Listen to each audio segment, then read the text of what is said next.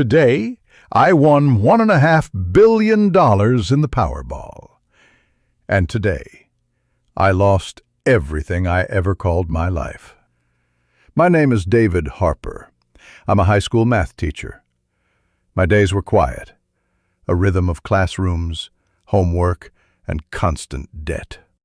Life felt monochrome, like an old chalkboard abandoned in a forgotten classroom. And then, today, it all collapsed. I bought the ticket on a whim and forgot it. The next morning, colleagues buzzed about billions. I checked the numbers. My chest tightened, hands shaking. $1.5 billion. The ticket nearly slipped from my fingers. I ran home, imagining joyful faces, the light of relief, the wealth that was ours. But behind the door, the world I imagined was gone. The bedroom door was ajar. There, she, my wife, with someone else. My reality shattered, and something inside broke forever. I stood frozen, caught in my own illusion, while they didn't even notice me. Everything inside me turned to stone. Billions, debts, work. None of it mattered anymore. My life shattered in an instant. I didn't scream, didn't cry.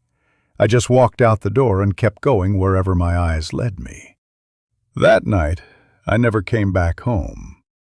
Calls kept pouring in one after another, but I only stared blankly at the screen until I finally turned the phone off. We have 2 daughters. The older is 20, the younger 17. What now? Divorce? And how would that strike the children? The world around me melted away, leaving me face to face with a single fact: her betrayal. Everything else ceased to exist. I would have traded anything, given up everything, just to erase this from ever happening. I returned only at dawn. The children didn't even notice my absence. And Sarah, that's my wife's name, she threw a tantrum, claiming I had ruined the night for everyone. Ruined?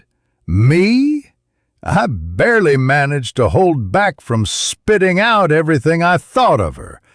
Who was this person standing in front of me? I felt like the biggest fool alive. First, I had to understand what the hell was going on. What world was I even living in?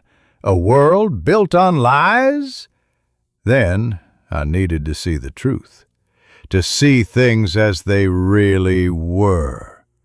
Though at times I wondered if I was losing my sanity. The next day, I went to work as if nothing had happened. My boss scolded me for leaving suddenly without telling anyone, but I couldn't care less. I couldn't focus on the students anymore. Memories kept flooding in, signs I should have noticed but ignored. She hadn't started pulling away yesterday, or even last month. It had been happening for years. Sex had long become just a formality, and love had vanished even earlier. And then a plan began to take shape in my mind. I finally knew what I had to do.